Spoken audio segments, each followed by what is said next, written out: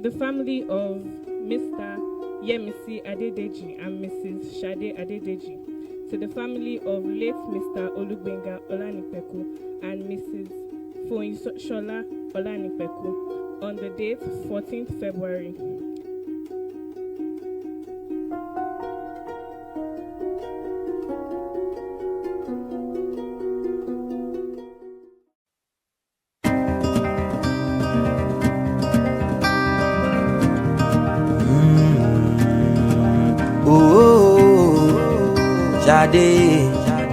Gbogbo ẹbí ẹ bá mi náwó sí gbàdúrà fún.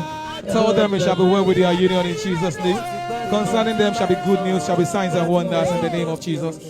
Their children shall surround their table in the name of Jesus. So shall it be in the name of the Father, and of the Son, and of the Holy Spirit. Amen. I love you, die.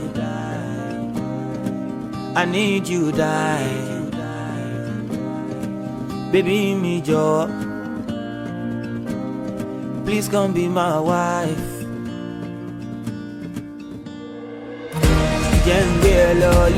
Mommy me rate your mom. Marry me, oh baby. Baba me rate your mom. You know I love you. Omoge wa fe mi. Oh bebe fe, abo bebe fe. Oh bebe fe. Ẹ bá mi fà mọ́ra. Ẹ bẹ̀rẹ̀ sí ní pàṣẹ ìrọ̀rùn sínú ayé. Ìpè ire, ayọ̀, ìdùnnú, ìgbéga, ìtẹ̀síwájú. Ojú rere Ọlọ́run ló máa bá lọ ní ìlú Amen.